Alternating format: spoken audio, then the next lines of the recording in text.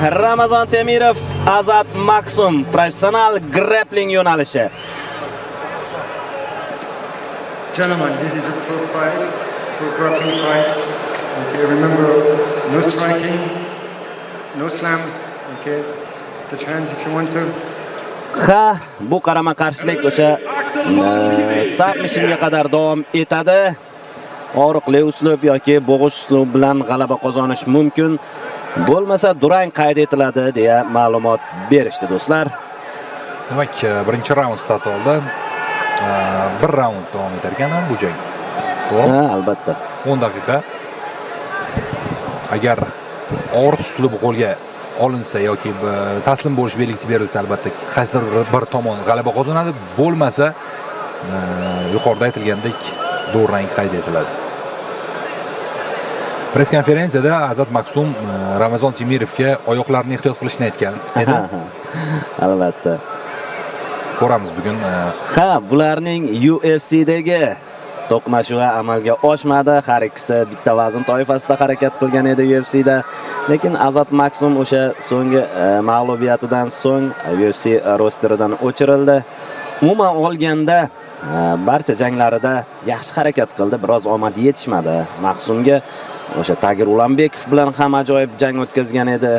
Umuman Dog'iston kurashiga yetarlicha javob bera oldi deb o'ylayman o'sha jangda Azat Maksum. Va mana shunday kurashchi bilan grappling bahsini qabul qilgan Ramazon Temirovga tasanno deb qo'yaman, chunki aynan uning hududida jang qilyapti desak ham bo'ladi hozir, ya'ni o'sha kurashda. Ha, albatta. Lekin Ramazonning o'sha kurashga yaxshigina himoyasi mavjud. Bu yerda faqat himoya emas, balki hujum ham kerak bo'ladi. Ko'ramiz. Birinchi urinish Maksum tarafidan chiqib ketish kerak, big mountga o'tmaslik kerak.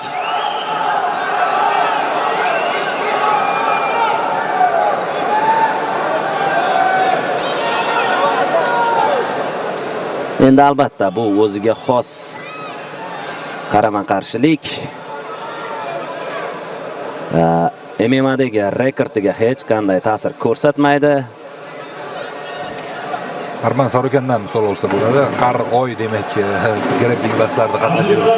Aynan Shara Bullet bilan ham bahs yuritdi va durang qayd etilgan edi. Aynan Arman Sarukan. Arman Sarukan Shara Bulletdan keyin ham bir kurash tushishga ulgurgan.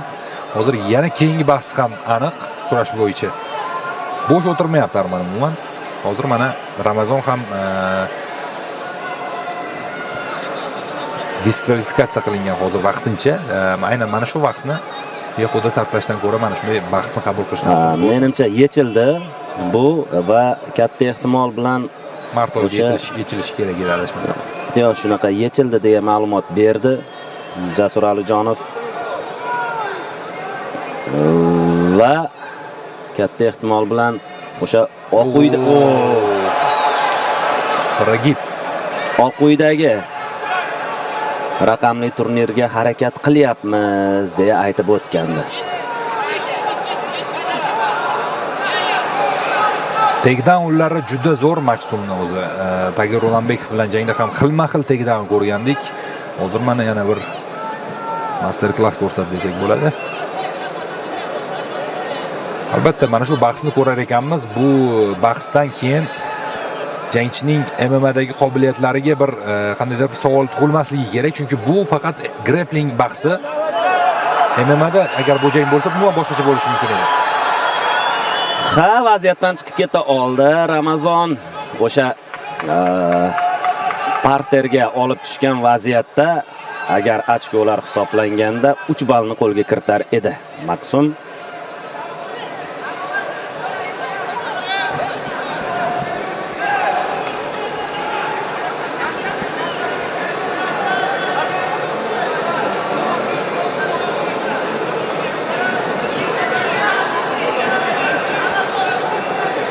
Hozircha imkoniyat qidirishyapti takedownga. Mana bu yerda Maksum oyoqlarini tutib oldi va oldinga boryapti.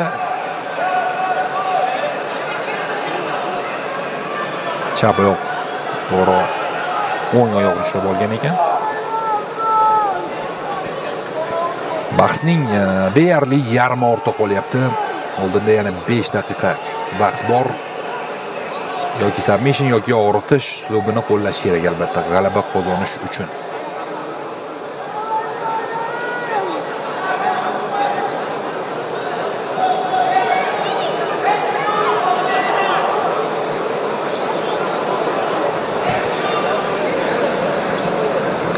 Ha, grappling haqida so'z ketar ekan, baribir eng mashhuri hozirda Gordon Ryan ekanligini aytib o'tish kerak. Shuningdek, Craig Jones ham bor, Ryan Gracie ham bor. Quvnoq sparringdek bo'lyapti, bir-birlari bilan kulishib, hazillashib kurashishyapti albatta, bu yaxshi. Jarohat kerak emas, chunki Ramazon UFC'da jang oladi tez orada. Azat Maksumga esa press konferensiyada ushbu ligada kelajakda grappling emas, balki MMA bo'yicha jang qilish taklif tushdi. Nima deysan degan savol ham tushdi. U esa agar yaxshi taklif bo'ladigan bo'lsa, yo'q deya olmaydigan taklif bo'ladigan bo'lsa, umuman olganda yo'q demayman degan javobini aytdi. Albatta, shuningdek, Amerikada UFC dan boshqa ligalardan taklif borligini ham aytib o'tdi.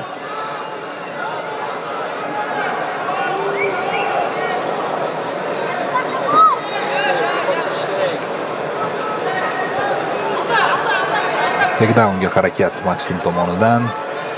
Ramazon Temirov yana himoyalanishga majbur.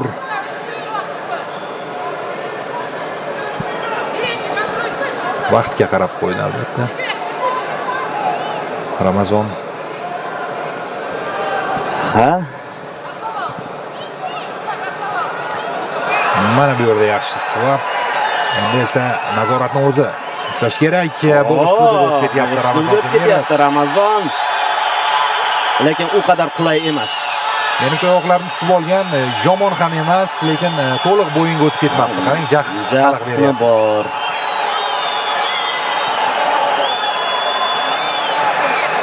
Endi nazorat Azatda.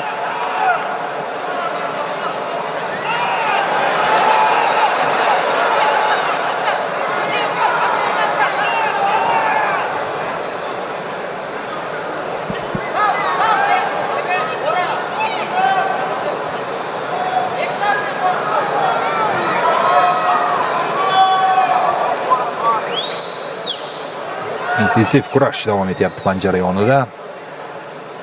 2,5 daqiqa vaqt qoldi. Pozitsiya uchun kurashyapti. Bu ketishda Shohruh bir submission amalga oshishi juda qiyinga o'xshayapti. Qiyin albatta. Qulay vaziyat bo'lmayapti. Imkon qadar pozitsiyalarni yopyapti Ramazon Temirov va mana bu yerda chiqib ketdi. Baribir 10 daqiqa. Buni kardiosi boshqa baribir. Bir raund 10 daqiqa.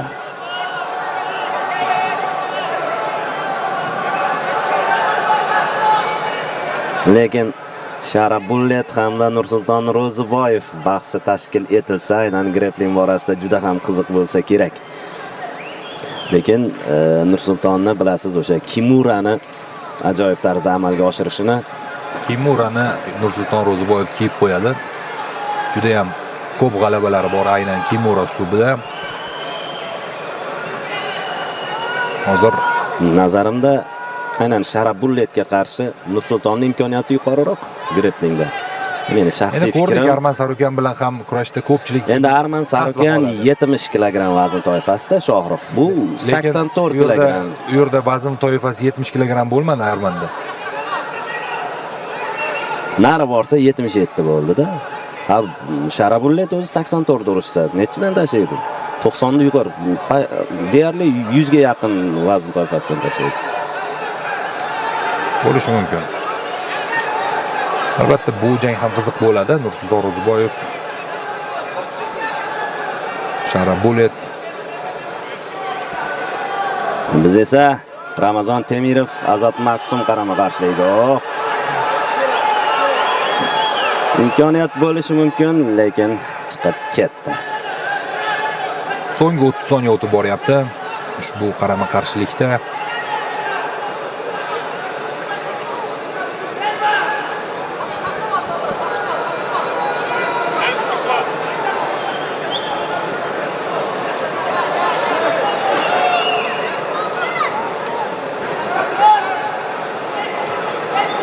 Ha, qulay vaziyatga o'tib ketmoqchi, lekin vaqti yetmaydi. demak, bahs shu bilan Oh. deyarli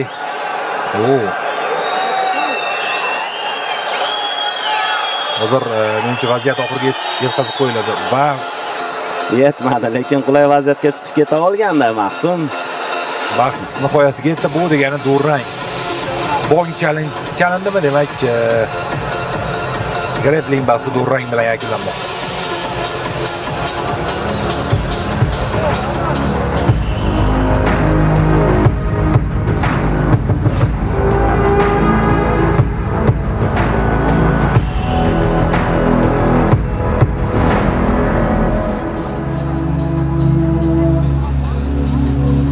Ring.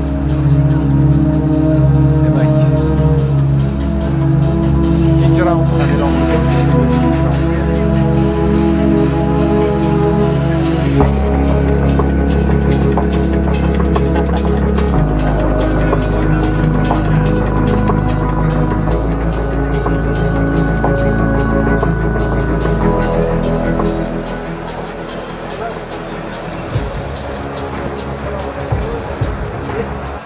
Assalomu alaykum.